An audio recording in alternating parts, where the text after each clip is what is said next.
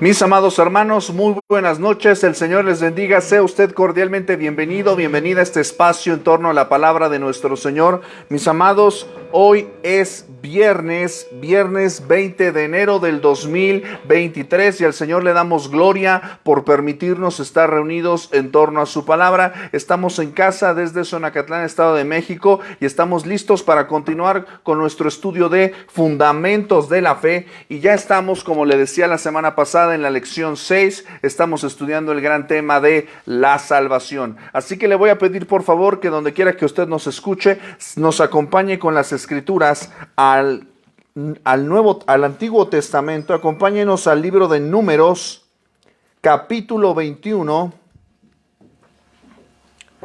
Números capítulo 21, versículos del 5 al 9.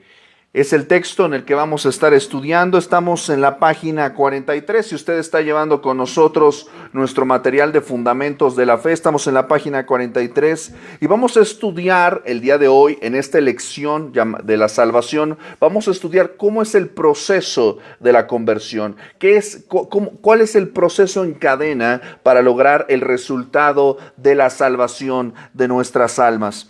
Y en lo que usted está buscando este texto, permítame compartir rápidamente nuestras ligas con nuestros hermanos que nos acompañan desde otras plataformas. ¿Verdad? Recuerde que todos los días nosotros estamos compartiendo el plan de lectura McChain, a través del cual nosotros estamos leyendo el Antiguo Testamento una vez, el Nuevo Testamento y los Salmos 2 veces, y todo esto lo estamos leyendo desde la Nueva Traducción Viviente. La Nueva Traducción Viviente, que es una traducción pues muchísimo más sencilla, a través de la cual pues nosotros podemos entender de una manera mucho más clara el texto bíblico. Estamos compartiendo en nuestros perfiles personales y en nuestro grupo de WhatsApp. Así que le animamos también pues a usted a que ya se vaya conectando y a que se prepare, ¿verdad?, para estar con nosotros en este tiempo de estudio. Y le damos la bienvenida a usted que está aquí con nosotros de manera presencial. Clase, ¿cómo estamos? Bien. Eso es todo, claro que sí. Ya estamos más que listos, ¿verdad?, para iniciar nuestro tiempo de estudio en la palabra del Señor. Yo espero que usted haya traído su Biblia el día de hoy, ¿verdad? Porque la vamos a usar bastante. Y vamos a encaminarnos al texto. Dijimos el texto de Números, capítulo 21, versículos del 5 al 9. Esto usted lo encuentra en el Antiguo Testamento. Números capítulo 21, versículos del 5 al 9. Le vamos a dar lectura de manera unida. Dice así la palabra de nuestro Señor. Y habló... ¿Ya estamos todos? 21, 5. Dice el texto. Y habló el pueblo contra Dios y contra Moisés. ¿Por qué nos hiciste subir de Egipto para que muramos en este desierto? Pues no hay pan ni agua, y nuestra alma tiene fastidio de este pan tan liviano. Dice el versículo 6, y Jehová envió entre el pueblo serpientes ardientes que mordían al pueblo, y murió mucho pueblo de Israel. Entonces el pueblo vino a Moisés y dijo, hemos pecado por haber hablado contra Jehová y contra ti. Ruega a Jehová que quite de nosotros estas serpientes. Y Moisés oró por el pueblo. Y Jehová dijo a Moisés, hazte una serpiente ardiente y ponla sobre un asta, y cualquiera que fuere mordido y mirare a ella, vivirá. Y Moisés hizo una serpiente de bronce y la puso sobre un asta, y cuando alguna serpiente mordía a alguno, miraba a la serpiente de bronce y vivía. Mis amados, esta es la palabra del Señor. Vamos a orar. Bendito Dios y Padre, Señor, te damos gracias por permitirnos, Señor, en este día de hoy, reunirnos para estudiar tu palabra, este maravilloso tema.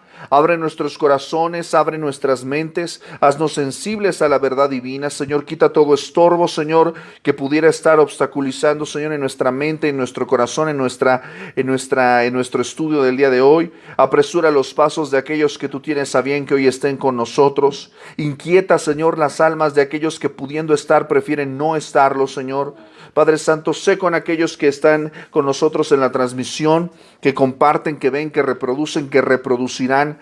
Señor, de manera que no seamos escuchados nosotros como seres humanos, sino seas escuchado tú y tú inquietes los corazones, Señor, y los llames, Señor, a salvación, los llames a vida eterna, Señor. Padre Santo, sácanos de la conformidad religiosa en la que nos encontramos para tener un verdadero encuentro contigo, Señor.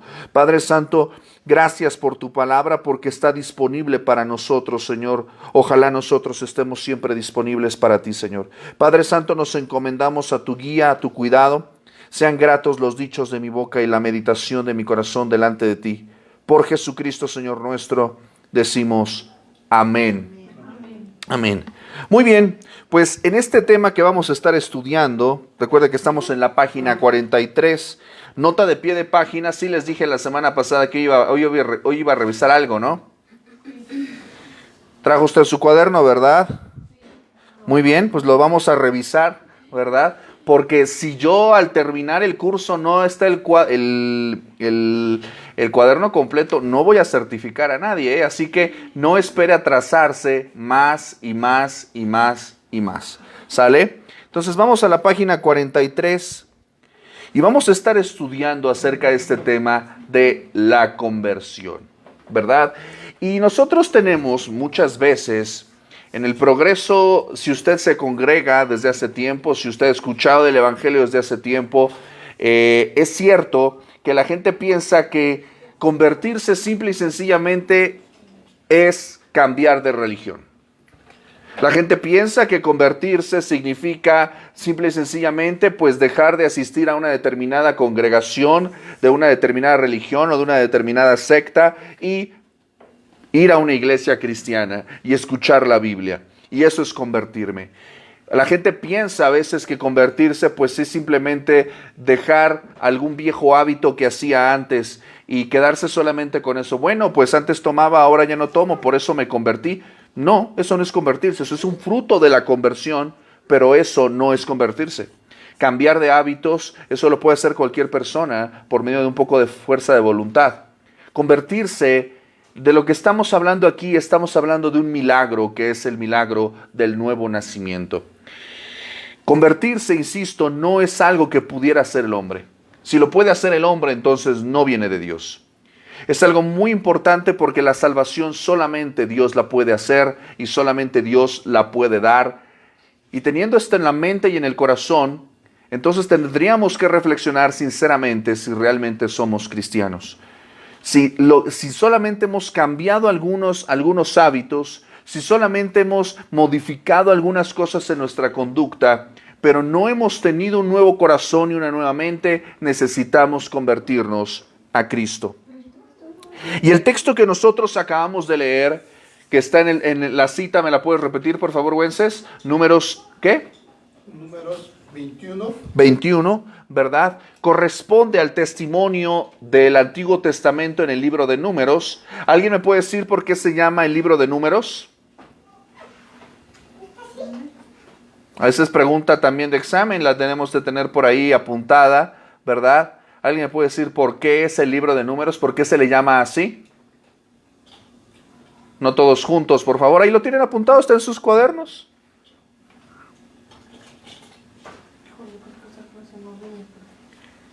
Ahí les encargo.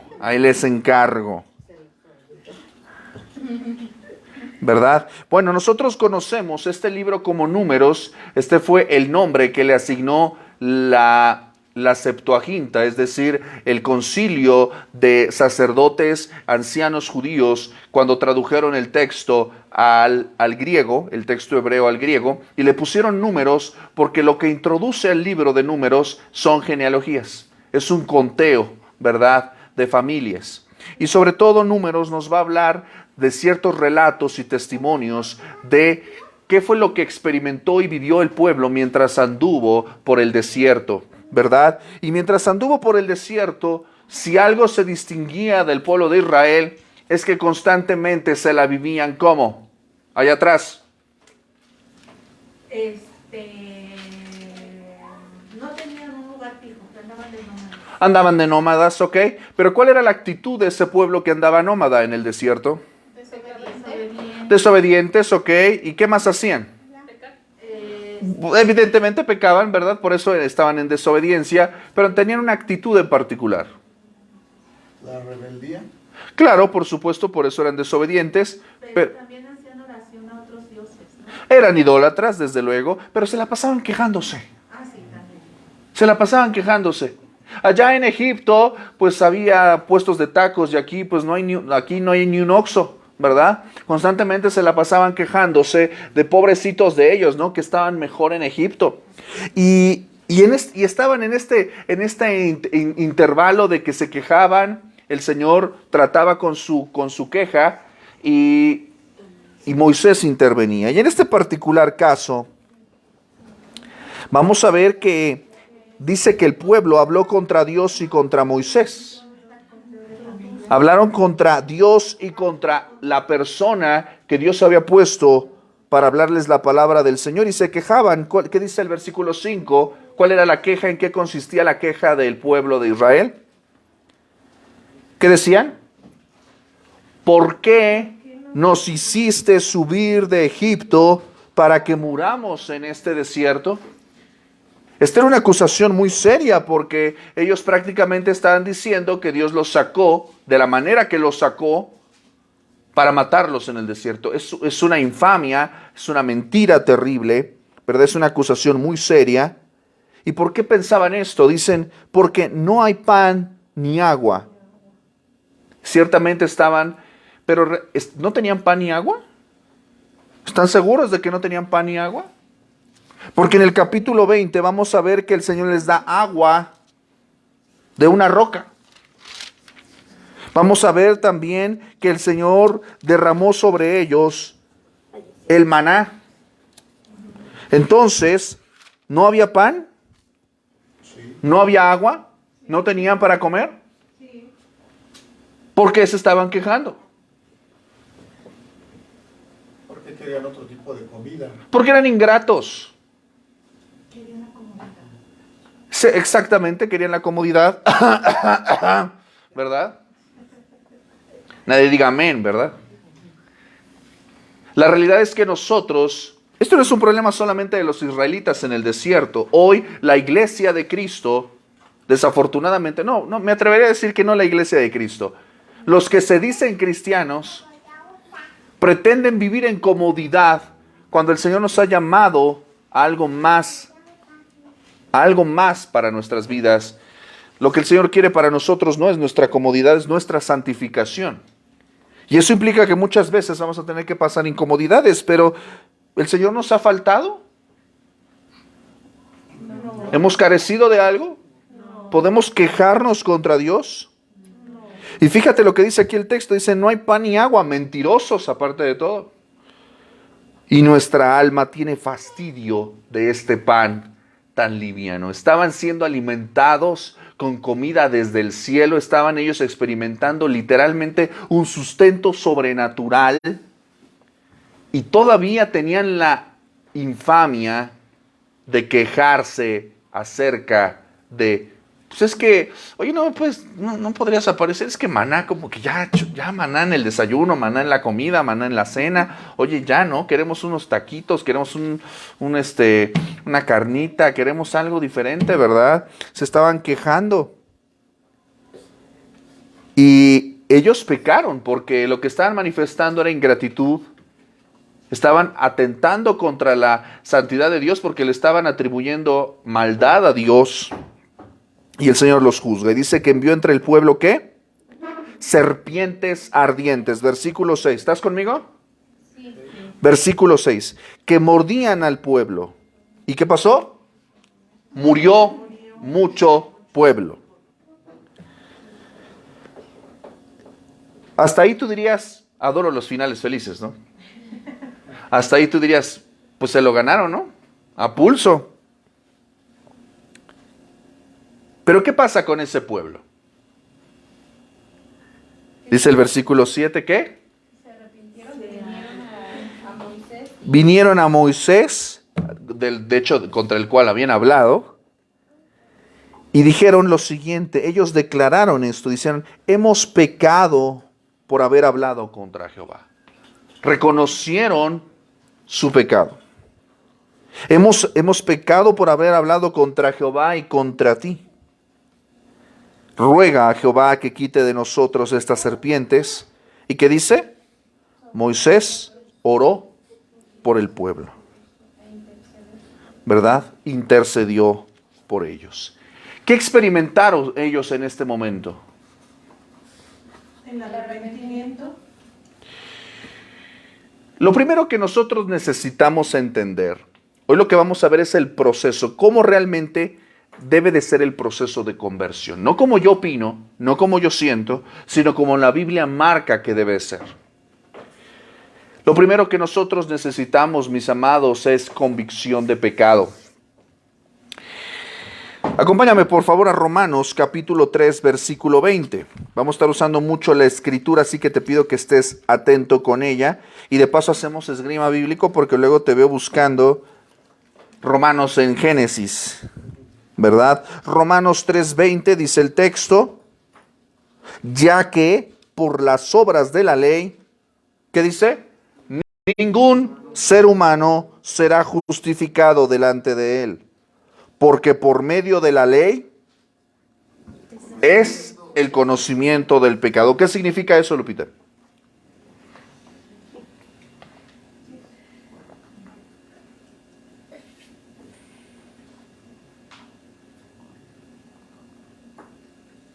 A ver, ahí atrás.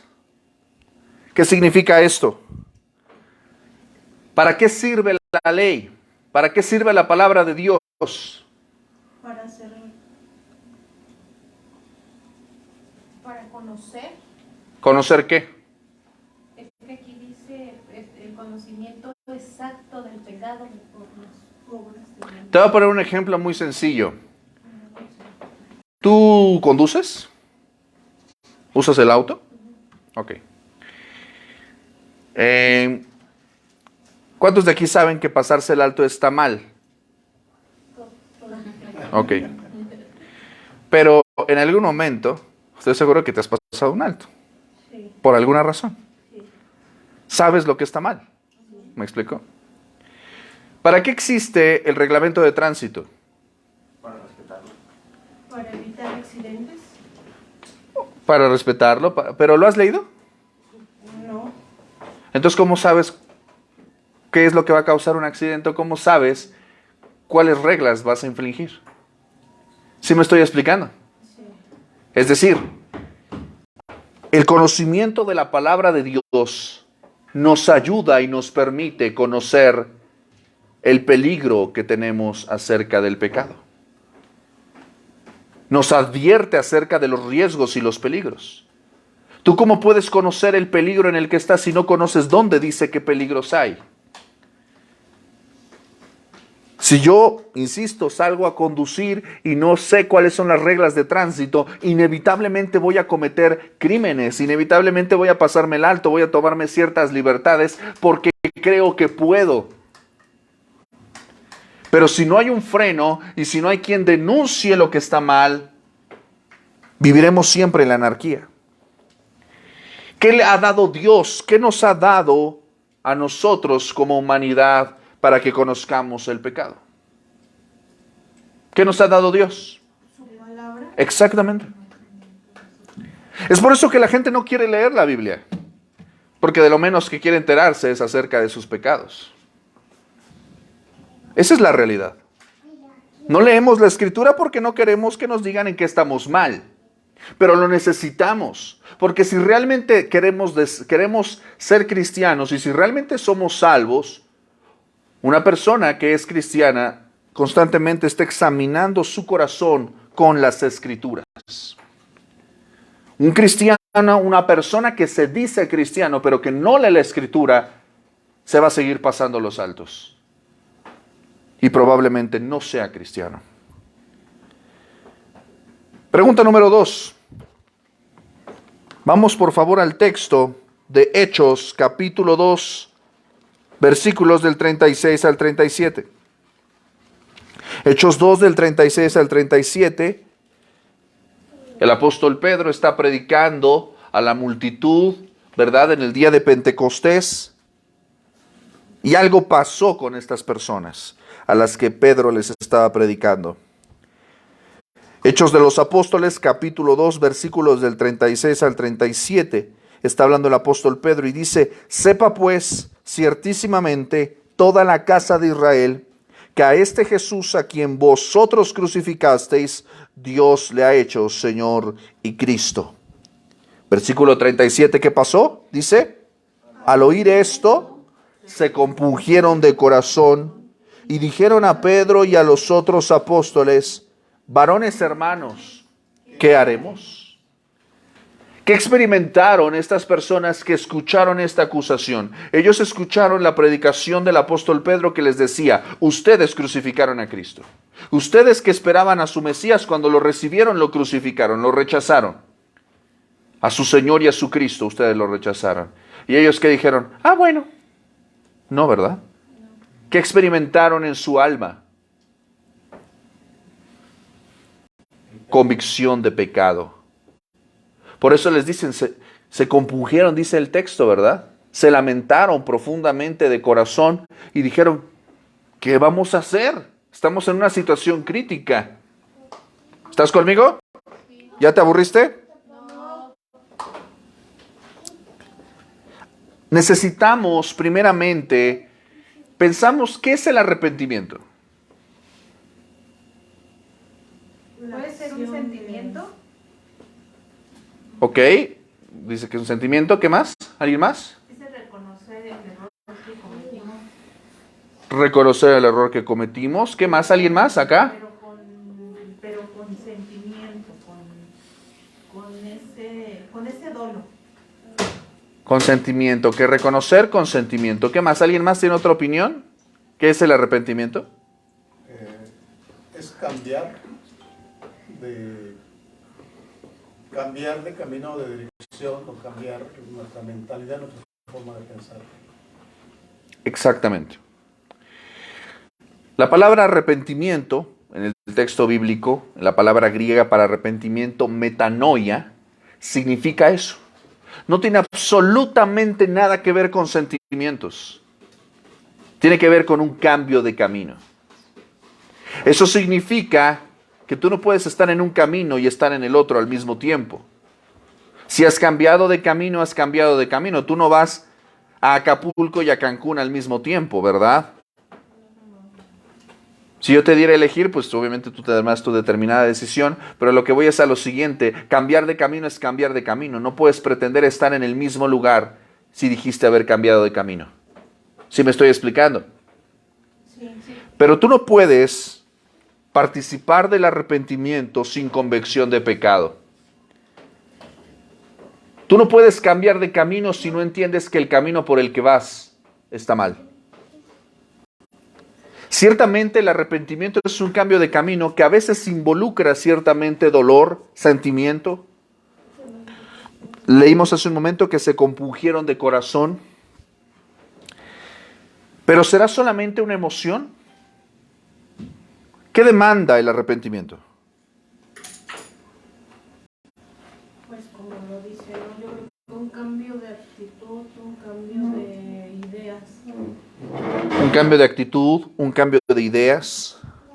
Observa por favor, por ejemplo, Lucas capítulo 18, versículo 13. Estamos leyendo esta parte que corresponde a la parábola del fariseo y el publicano. El Señor Jesús refirió una parábola acerca de las personas que se creen muy justas y que menosprecian a otros. Y esta parábola nos habla de dos personas que fueron al templo a orar. ¿Estaban haciendo algo malo? No. Ambos estaban haciendo exactamente lo mismo, pero eran personas muy diferentes, porque la parábola nos dice en el versículo 10 que estos dos hombres, uno de ellos era ¿qué? Fariseo, Fariseo, y el otro publicano, publicano. ¿Un fariseo quién era? un religioso, un sacerdote, Era conocedor de la ley. una persona, ¿verdad?, que practicaba la religión judía a pie juntillas, ¿verdad?, de manera muy estricta. Era una persona conocedora de la ley, ¿verdad? Pero constantemente nosotros, hoy en día, cuando escuchamos la palabra fariseo, pues pensamos en una persona, ¿verdad?, legalista e hipócrita o demasiado severa. No todos los fariseos eran villanos, muchos de ellos se convirtieron a Cristo, ¿verdad? Nicodemo vino a Cristo, Pablo, por ejemplo, fue un fariseo, ¿verdad?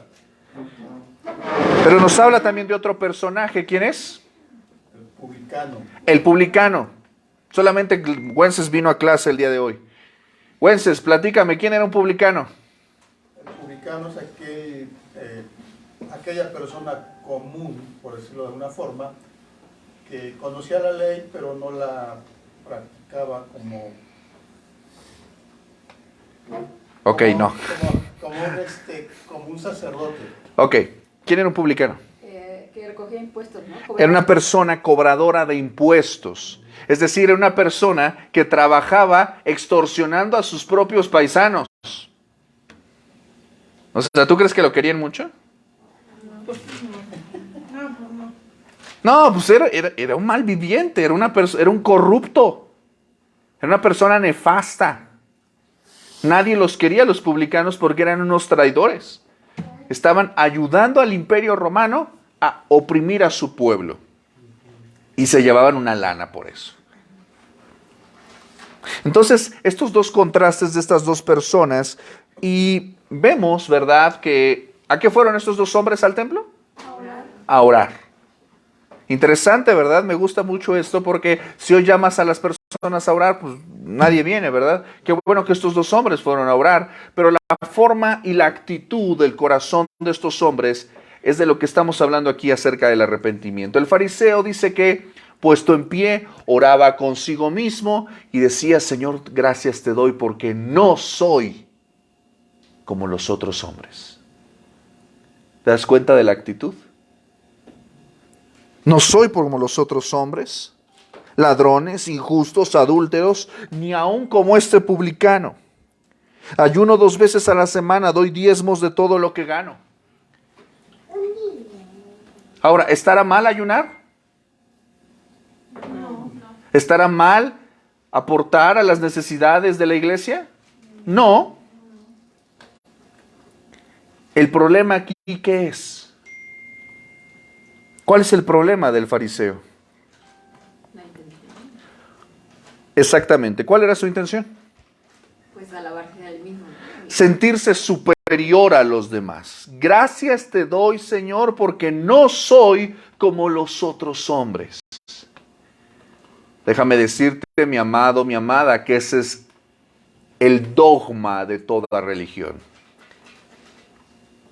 Todas las religiones del mundo lo que están buscando es que el ser humano, por medio de obras, se ensalce a sí mismo. No soy como tú.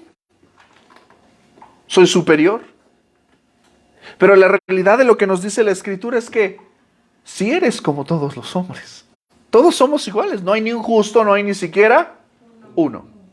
Todos somos pecadores. Pero desafortunadamente este fariseo no tenía convicción de pecado y por lo tanto tampoco iba a tener ¿qué? Arrepentimiento. ¿De qué se iba a lamentar si él se sentía más santo que Dios? Pero por allá atrás, ¿verdad? En el templo, allá a un lado del bote de basura y de los baños, ¿verdad? Para que nadie lo vea, estaba ¿qué? Tirado en el suelo, cubierto sus manos, cubriendo su rostro, no quería alzar los ojos al cielo.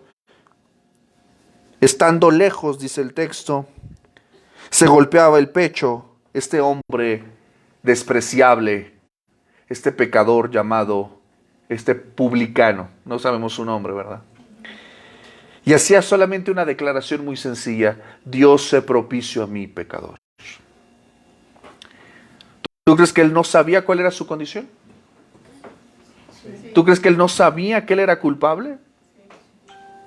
¿De qué tenía que jactarse este publicano? Después de lo que había hecho, el robo, ¿no? ¿Se jactaba de sus pecados? ¿Se jactaba de sus pecados? ¿Se enorgullecía de sus pecados? No, al contrario, decía, Señor, ten compasión de mí. O sea, él sabe perfectamente quién es. Mis amados, cuando realmente tenemos convicción de pecado y cuando estamos en el camino del arrepentimiento, tú y yo no tenemos absolutamente nada de qué decir, de qué enorgullecernos. Al contrario, tenemos mucho de qué arrepentirnos. Y este publicano decía, Señor, sé propicio a mí, pecador. Ten favor conmigo. Acompáñame por favor a la segunda carta a los Corintios, capítulo 7. Segunda carta a los Corintios, capítulo 7, versículos del 9 al 10.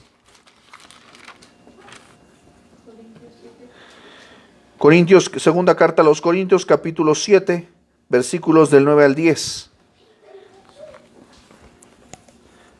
Escucha con atención lo que dice este pasaje. El apóstol Pablo escribe a los creyentes de Corinto, dice, ahora me gozo, no porque hayáis sido contristados, sino porque fuisteis contristados para... Arrepentimiento. Otra vez, nuevamente. Fuiste contristados para... Arrepentimiento. Porque habéis sido contristados según quién. Dios. Según Dios. Para que ninguna pérdida padecieseis por nuestra parte. Presta atención al versículo 10. Porque la tristeza que es según Dios, ¿qué produce? Arrepentimiento para salvación. De que no hay que arrepentirse. Pero la tristeza del mundo, ¿qué dice? Déjame decirte algo y préstame toda tu atención a lo que te voy a decir. Cuando tú experimentas dolor, cuando tú experimentas tristeza, debes de reflexionar si lo que tú estás experimentando es arrepentimiento o remordimiento. Cuando tú haces algo mal, te sientes mal, ¿estás de acuerdo? Cuando tú sabes que pecaste, cuando cometiste algo que no debías de hacer, ¿verdad? Te sientes mal y eso está bien.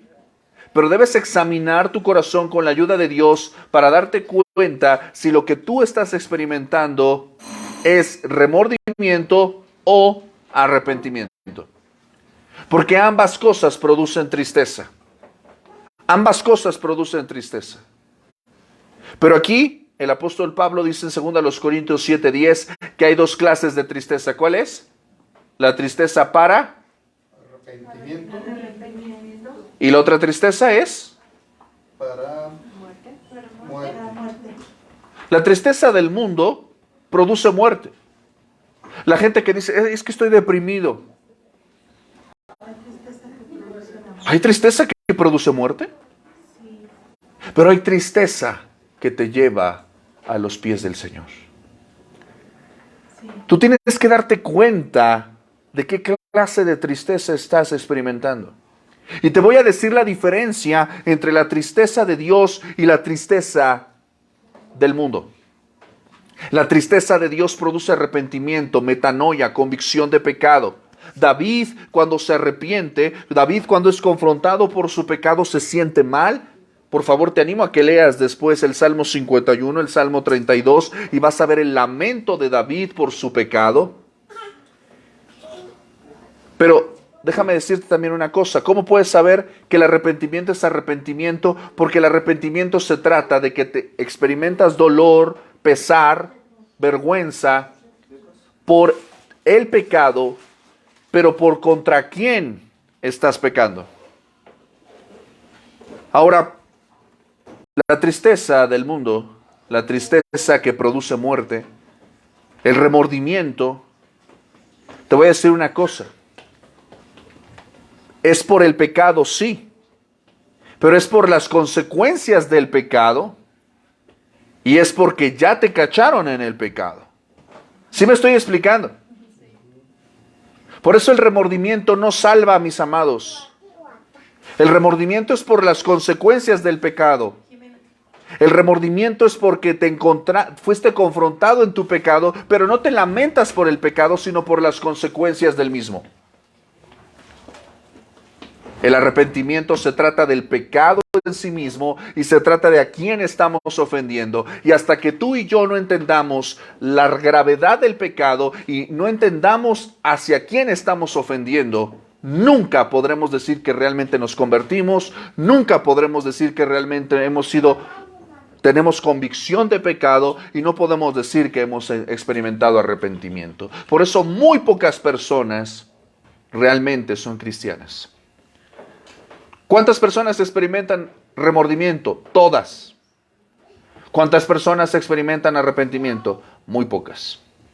Porque el arrepentimiento implica conocer a Dios. El arrepentimiento implica conocer. ¿Cómo puedes saber qué es el pecado? ¿Cómo puedes saber contra quién estás pecando lejos de su palabra? No lo puedes saber. Por eso la gente lo que hace es sepultar su arrepentimiento, su remordimiento. ¿En qué lo sepulta? En vicios, en muchas cosas. Trata de sentirse menos culpable. Por eso va al psicólogo, para sentirse menos culpable, para sentir menos remordimiento. Pero no van a Dios para experimentar arrepentimiento. Mis amados, el arrepentimiento es darle la espalda al pecado y volvernos a Dios. Charles Simeon dice en una de sus frases célebres que una de las marcas más fundamentales del verdadero arrepentimiento es ver nuestros pecados como Dios los ve. ¿Sí entiendes a lo que me estoy refiriendo? Es decir, cuando tú manifiestas orgullo y soberbia, tú no lo deberías ver como, bueno, es que tengo autoestima, es que yo me quiero mucho a mí mismo. No, Señor. ¿Cuántas veces has escuchado eso de tienes que quererte más a ti mismo? En todos lados te dicen eso. Y te voy a decir una cosa. Y te lo voy a decir con palabras bíblicas, para que veas lo contrastante que es lo que el mundo te dice con lo que Dios te dice. Pablo, por ejemplo, escribe en 2 Timoteo capítulo 3, versículo 1 y 2. Para que nada más para ponerte un ejemplo acerca del peligro que hay. Del peligro que hay de que tú veas tus pecados suavecito. De que tú los suavices. Pablo dice en 2 Timoteo capítulo 3, versículo 1, también debes saber esto, que en los postreros días vendrán tiempos peligrosos. Porque habrá, versículo 2, hombres amadores de sí mismos.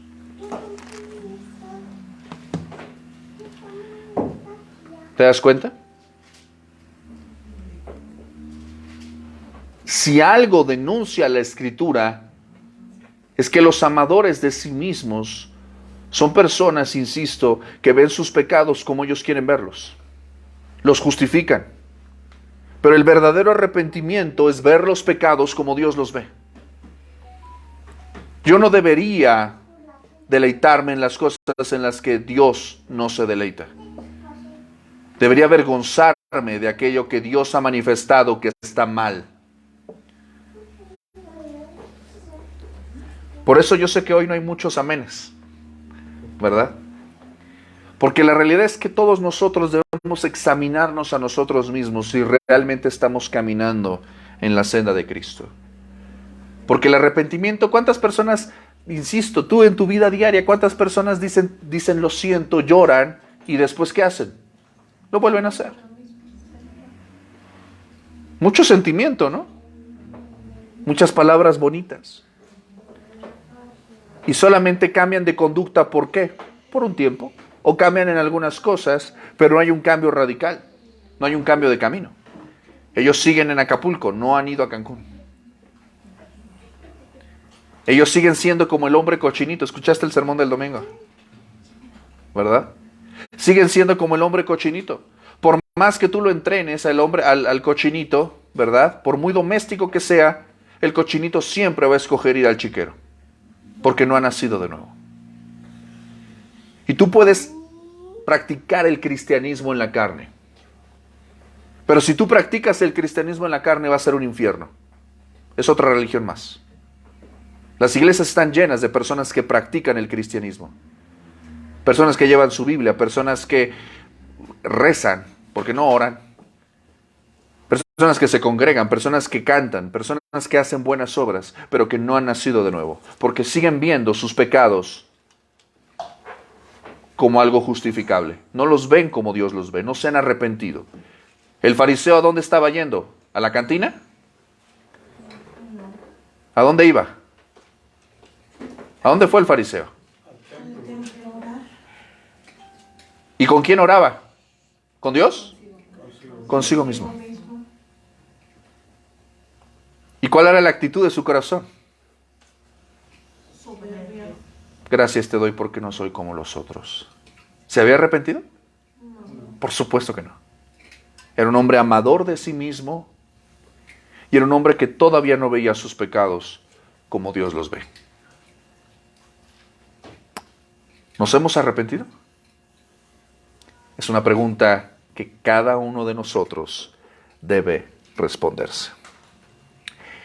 Volvernos a Cristo es algo radical. Por eso dice el Señor que aquel que pierde su vida, la gana. Por eso dice que todo aquel que quiera ser mi discípulo debe, ¿qué dice? Negarse a sí mismo.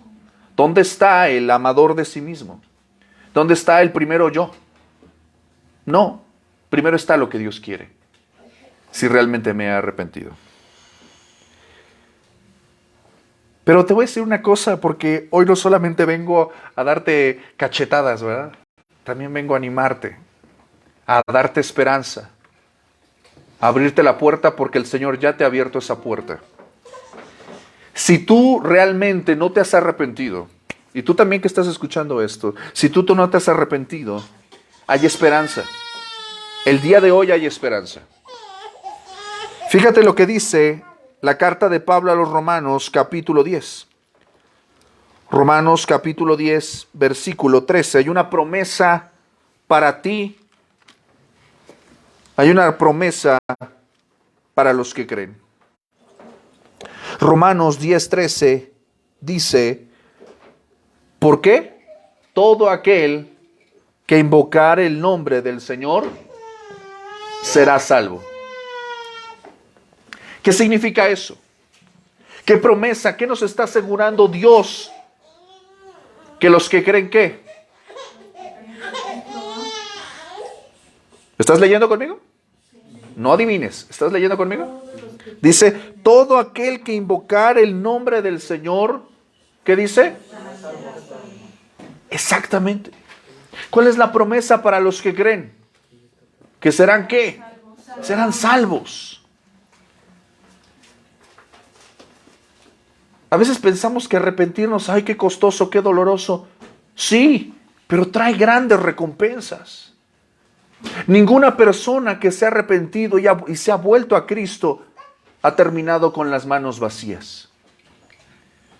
¿Te acuerdas de los malhechores que estaban junto a Jesús en la cruz? Había uno, ¿verdad?, que le estaba diciendo, si tú eres el Hijo de Dios, bájate y de paso nos bajas a nosotros. Si realmente eres el Hijo de Dios. No le estaba pidiendo, le estaba exigiendo. Y el otro que estaba ahí también le decía, ¿ni aún temes tú a Dios estando en la misma condenación? Estamos los tres aquí sufriendo. Tú y yo estamos sufriendo por nuestros pecados, pero Él nada hizo. Y Él hace una declaración. Acuérdate de mí cuando vengas en tu reino. Este hombre ya había desperdiciado toda su vida en el pecado. Él no tenía la oportunidad de hacer buenas obras, no tenía la oportunidad de ir a la iglesia, de leer la Biblia, no tenía la oportunidad de hacer algún tipo de misericordia. Y él experimentó esto. que todos los que invocan el nombre del Señor son salvos. Todas las personas que se han arrepentido en la historia de la humanidad, en la historia de la fe, han perdido todo, pero lo han ganado todo. Han perdido el mundo, pero han ganado a Cristo. Cuando tú ves tus pecados como Dios los ve, Pablo dice que él tenía entonces todo lo que él tenía como basura, como estiércol. Ya no era importante para él. Si tú realmente has venido a Cristo, las cosas de este mundo y lo que te pueda prometer ya no es valioso para ti. Lo más importante es conocer a Cristo. Jamás habrá en la mente del cristiano algo más importante que el Señor. Yo no puedo concebir que haya cristianos que no se congreguen el domingo. No los llamaría cristianos. Lo siento, ya lo dije. Porque no puedo concebir que digan amar a un Dios al que no les interesa rendirle, ¿cuántas? 2 horas de su tiempo. Entonces, Cristo no es su Dios. No se han arrepentido. Todavía aman el mundo. Todavía prefieren estar en otro lugar que en la presencia del Señor. Todavía no atesoran la promesa de ser salvos. Fíjate lo que dice, por ejemplo, Romanos 10, seguimos en el mismo capítulo. Fíjate lo que dice el versículo 8 al versículo 10. Romanos 10 del 8 al 10, dice el texto. Mas, ¿qué dice? Cerca de ti está ¿qué? Cerca de ti está la palabra, en tu boca y en tu corazón. Está cerca de ti. Esta es la palabra de fe que predicamos. 2 puntos. Versículo 9. Que si confesares con tu boca que Jesús es el Señor y creyeres en tu corazón que Dios le levantó de los muertos, serás salvo. Para ser salvo, ¿qué debo confesar? Que Jesús es el Señor. Ok. Debo de confesar que Jesús es el Señor. Ahora, quiero que analicemos rápidamente las implicaciones profundas de esta declaración, porque, insisto, el falso cristianismo, el cristianismo light de nuestro tiempo, pretende que con solamente verbalizar, bueno, Jesús es el Señor, bueno, ya soy salvo. Es algo más profundo que eso. Porque estamos nosotros haciendo una declaración muy fuerte. Estamos diciendo que Jesús es el Señor. ¿Y eso qué significa? ¿Que Él es qué? Habíamos dicho, ¿verdad?, que la palabra griega para Señor es Kyrios, el dueño, el amo, el que tiene potestad, el que tiene dominio. Por lo tanto, cuando yo estoy diciendo que Jesús es mi Señor, ¿qué estoy diciendo yo? Que Él es mi dueño, yo soy su esclavo. Él manda, yo no. Y me someto a todo lo que Él me dice. ¿Te das cuenta que está muy lejos de la declaración hueca como cascarón de nuez? De muchas personas que repiten como pericos una oración que no tienen ni idea de lo que están diciendo. Realmente te quiero preguntar, ¿Jesús es tu Señor? ¿Él manda en tu vida? ¿Haces todo lo que Él dice? ¿Te sometes a sus instrucciones? ¿Lo obedeces completamente? Si Él te dice vas, vas. Y someterse al señorío del Señor implica, insisto, que si Él te da poco, tú te conformas con poco. Y si Él te da mucho, te regocijas y lo administras bien. El que conoce que Jesús es su Señor, sabe que todo lo que tiene no es suyo. Pero ve a la gente tan obsesionada por poseer más.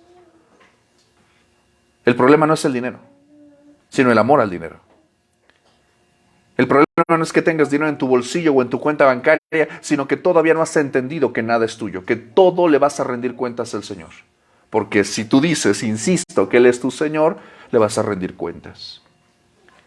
Él te va a preguntar, ¿qué hiciste con esto? ¿Qué hiciste con aquello? ¿Qué hiciste con tus hijos? ¿Qué hiciste con tu matrimonio? ¿Qué hiciste con los zapatos que te di? ¿Qué hiciste con los estudios que tienes? ¿Qué hiciste con lo que yo te di?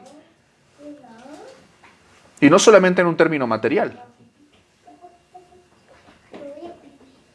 ¿Sí me estoy explicando, clase? Si Jesús es nuestro Señor, nosotros somos sus esclavos. ¿Te das cuenta que esa no es una confesión sencilla? Confesar a Cristo como Señor implica que estamos rindiendo nuestra vida completamente y reconocemos que Él manda. ¿Cuántos cristianos dejan que el Señor gobierne sus vidas? Dice también el texto, si confesares con tu boca que Jesús es el Señor y creyeres. Para ser salvo, ¿qué debo creer? Que realmente Jesucristo es el Señor. ¿Qué significa eso? No. La segunda declaración del capítulo. La segunda declaración del versículo 9.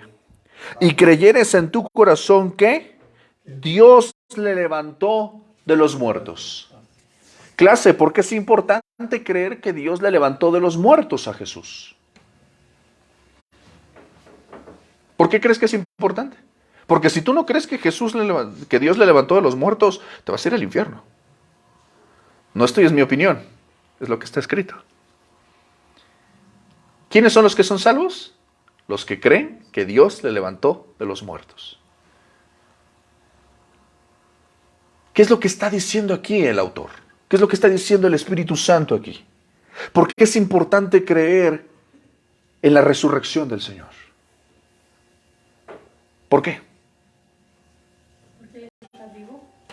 Ok, entonces, punto número 1, nosotros no creemos, no obedecemos y no amamos a un Dios muerto.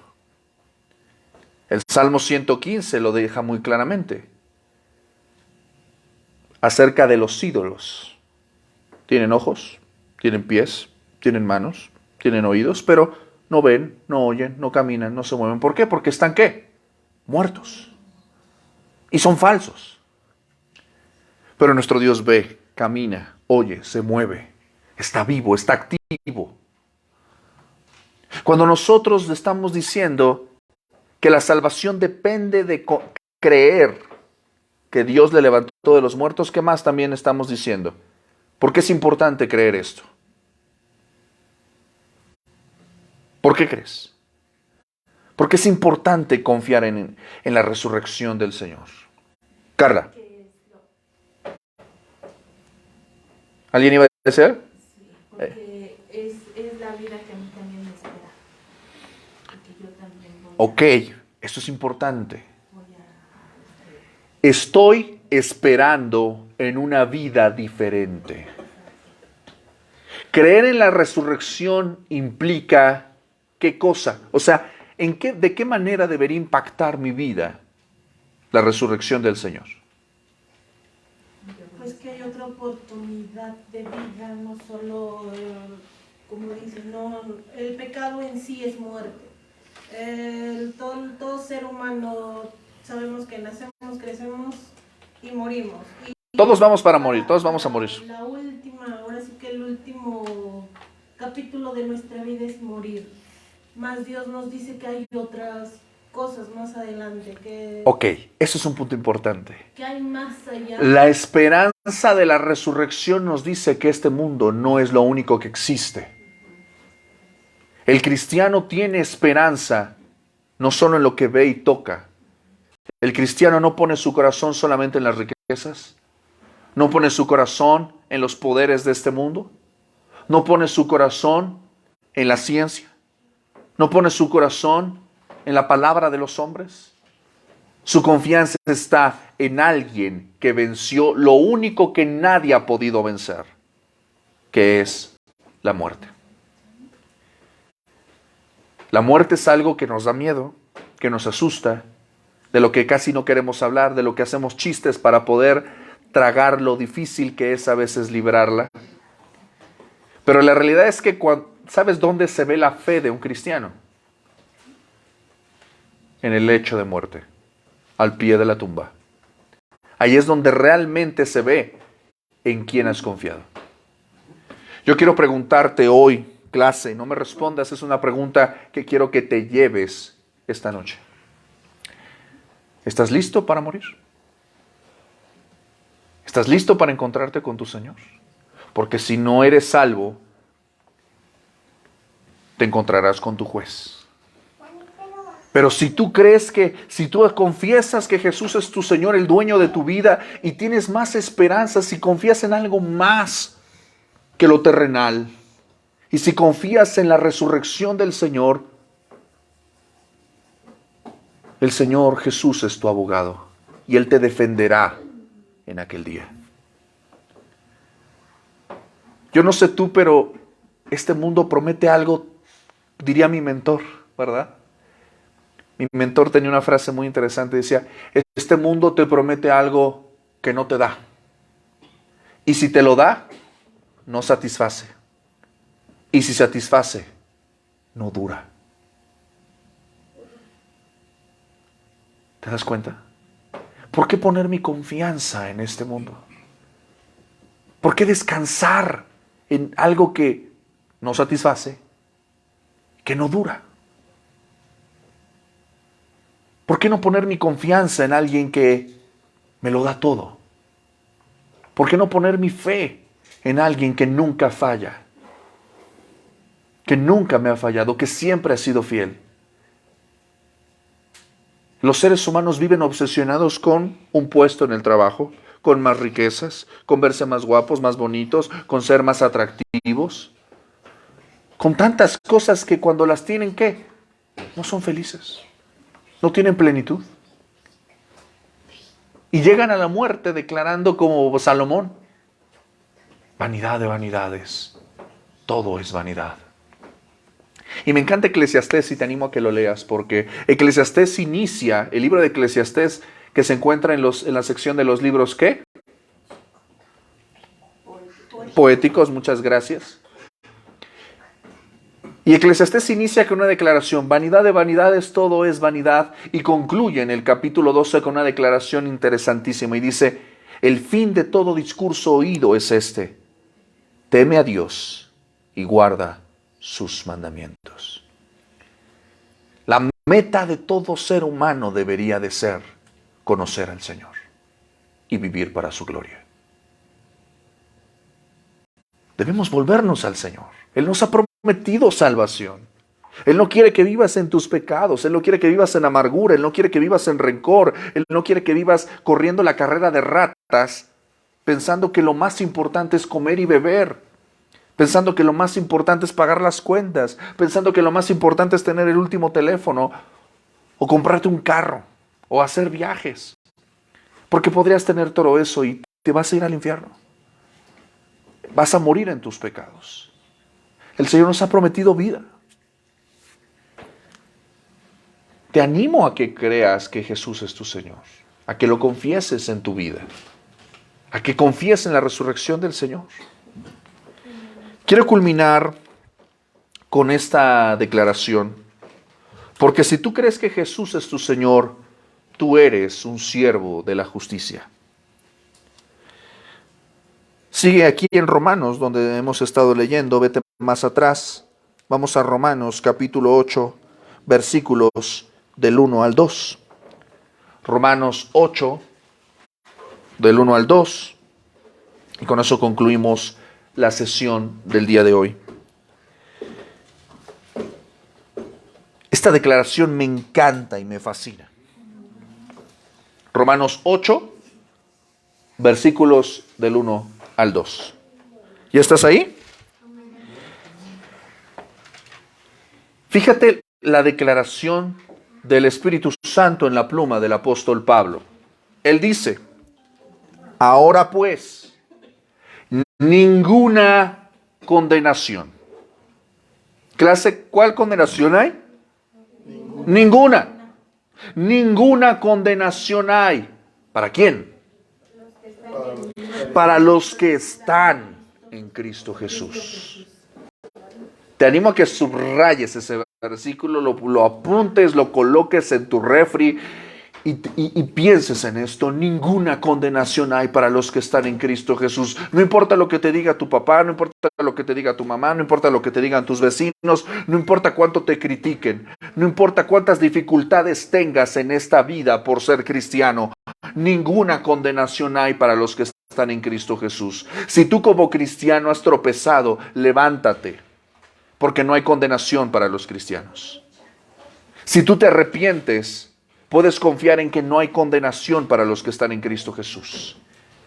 No encuentro palabras más alentadoras que estas. Ninguna condenación hay para los que están en Cristo Jesús, para los cristianos. Y describe también, dice, los que ¿qué? Los cristianos que no andan conforme a la carne. Es decir, que no viven para satisfacer lo que ellos desean. Que no son amadores de sí mismos. ¿Cómo viven los cristianos? Ya no andan conforme a la carne, sino conforme al Espíritu. Porque la ley del Espíritu de vida en Cristo Jesús me ha librado de la ley, del pecado y de la muerte. ¿Qué garantía tienes tú si crees en Jesús? La salvación. ¿Qué dice el texto? Para los que están en Cristo Jesús, ¿qué no hay? No hay condenación, eso es una garantía. No dice alguna condenación o algo se te va a castigar o vas a ir al purgatorio. No, Señor. ¿Qué dice? Ninguna. ¿Conviene o no conviene creer en Jesús? Claro que sí. Porque no hay ninguna condenación. Y dice que todos aquellos que creen han sido librados, dice el versículo 2.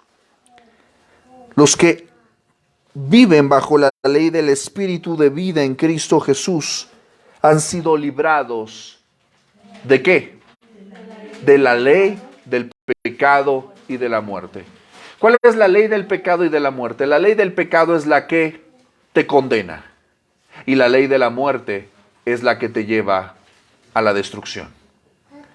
Todos nosotros, todos los seres humanos están bajo la ley del pecado y de la muerte. ¿Por qué? Porque no pueden hacer otra cosa más que pecar y no tienen otro destino más que la muerte. No pueden violar eso, es una ley. Todos los seres humanos que no han creído en Cristo están bajo la ley del pecado y de la muerte. Pero si tú has creído en Cristo, estás viviendo en libertad como un ciudadano del reino de los cielos que vive bajo la ley del Espíritu de vida. No sé tú, pero yo prefiero vivir en la ley del Espíritu que da vida. ¿En qué se convierte el cristiano cuando es librado del pecado? Dice Romanos 6. Quédate ahí donde estás, vete un capítulo más atrás, capítulo 6, versículo 18. Dice Pablo, libertados del pecado, vinisteis a ser siervos de la justicia. Yo quiero preguntarte, ¿por qué? ¿Por qué si yo soy cristiano, inmediatamente no me voy al cielo? ¿Por qué el Señor nos deja aquí todavía?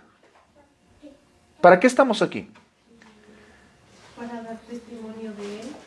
¿Dar testimonio? ¿De qué manera damos testimonio? Con nuestras acciones. Con nuestras acciones, ok. Quiero compartirte rápidamente la evidencia de lo que te estoy diciendo. El Evangelio de Mateo, capítulo 5, versículos del 13 al 16, dice la razón por la que los cristianos están aquí en esta tierra. Los cristianos están aquí en la tierra y mientras estén aquí cumplen un propósito. Son siervos de la justicia, esclavos de la justicia. La iglesia, los cristianos, los verdaderos cristianos, los que verdaderamente tienen convicción de pecado, los que verdaderamente se han arrepentido, los que verdaderamente se han vuelto a Cristo y son verdaderos esclavos de la justicia. Dice Mateo capítulo 5, versículo 13. Vosotros sois la sal de la tierra. Pero si la sal se desvaneciere, ¿con qué será salada? No sirve más para nada, sino para ser echada fuera y hollada por los hombres. Versículo 14. Vosotros sois la luz del mundo. Una ciudad asentada sobre un monte, ¿qué dice? No se puede esconder. Ni se enciende una luz y se pone debajo de un almud, sino sobre el candelero y alumbra a ¿quién?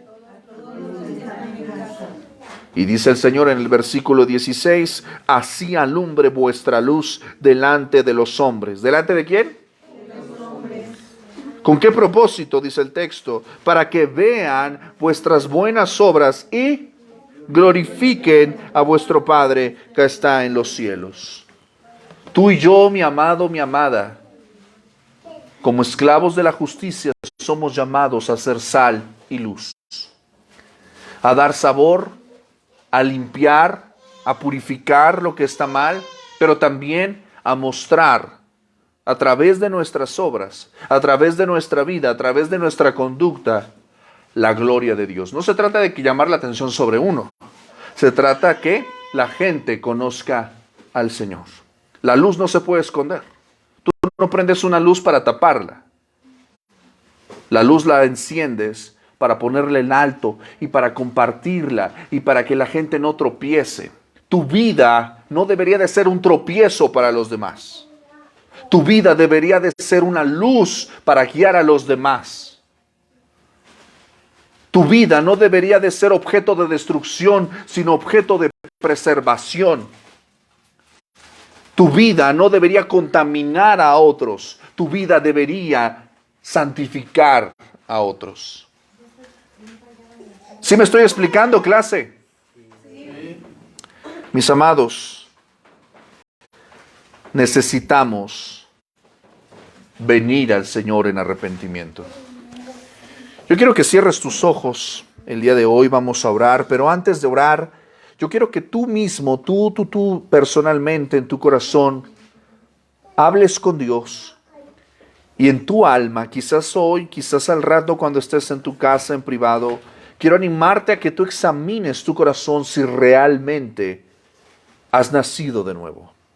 Si realmente has venido en arrepentimiento y fe al Señor. Yo quiero que te preguntes el día de hoy si realmente tienes convicción de tus pecados, si los reconoces, si realmente estás en el camino del arrepentimiento, de la metanoia. ¿Has cambiado de camino? ¿He cambiado de camino? ¿Estoy caminando una senda que me lleva a Cristo o una senda que me lleva a amarme más a mí mismo, a engañarme a mí mismo? ¿Me he vuelto a Cristo o sigo en el mundo? ¿Sigo con los pies en el lodo? ¿Sigo amando este mundo? ¿Sigo amando las riquezas? ¿Sigo amando los deleites?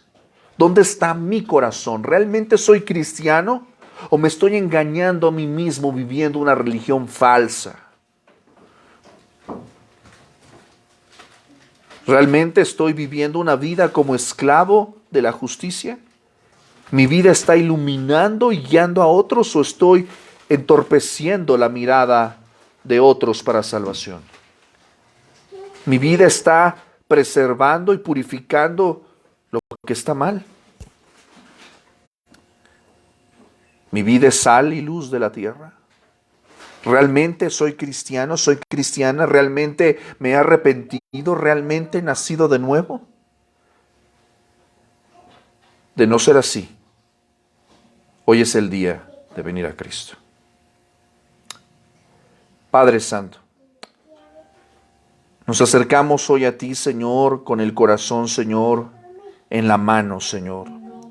Tú mejor que nadie conoces, Señor, nuestra condición y no es oculto para ti ninguno de nuestros pasos, ninguno de nuestros pensamientos, ninguna de nuestras actitudes. Tú sabes a quién pretendemos engañar, a quién queremos impresionar. Tú sabes, Señor, qué es lo que hay en nuestra mente y corazón.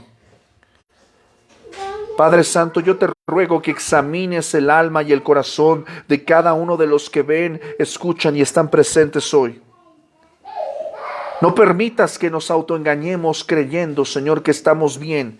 No permitas que nos convirtamos en ese fariseo de la parábola y sintamos, Señor, que no somos como los demás, cuando en realidad estamos cubriendo nuestra injusticia con obras de religión, Señor. Hoy yo te pido, Señor, que traigas luz a nuestro corazón, convicción de pecado, que nos lleves al arrepentimiento, Señor. Que hoy cambiemos del camino. Señor, ten misericordia de tu pueblo. Ten misericordia de estas almas. Ten misericordia de todos nosotros, Señor. Examina nuestro corazón. Pruébanos, Señor, y mira, Señor, si vamos por el camino eterno. Te pedimos, Señor, esto con todo nuestro corazón, en el nombre de Jesús, y en su nombre decimos, amén. Mis amados hermanos, muchas gracias por estar con nosotros nuevamente en otra sesión de Fundamentos de la Fe. Estamos estudiando la lección 6 acerca de la salvación. La próxima semana vamos a ver la evidencia de la salvación. Ya hemos hablado, ¿verdad?, del proceso cómo ser salvos, pero ahora vamos a hacer un examen a nuestras vidas, a nuestros corazones. ¿Cómo puedo saber si yo soy salvo? ¿Dónde está la evidencia de esa salvación? Es lo que vamos a ver la próxima semana, el próximo tema, y con eso cerramos la lección 6 acerca de la salvación. Clase, ¿cómo estamos? Bien sangoloteados, ¿verdad? Ciertamente hoy sí fue un tema rudo, ¿verdad? Un tema que nos sacude el alma y el corazón, y esperamos que sea de gran bendición. Recuerde que todos los días plan de lectura McChain de lunes a domingo, los viernes son de Fundamentos de la Fe y los sábados de el Evangelio de Juan, y estamos compartiendo, ¿verdad?, también el estudio de miércoles de nuestra congregación Príncipe de Paz, y también pues estamos compartiendo el mensaje de domingo. Así que quédese con nosotros en las transmisiones, y si usted puede congregarse con nosotros, es más que bienvenido. Tenga una excelente semana. ¿No me falta nada? Creo que no. No, ¿verdad? No, terminar, decir amén. Amén. Mis hermanos, tengan una excelente semana. Dios les bendiga. Y recuerde, a Dios sea la gloria. Hasta pronto.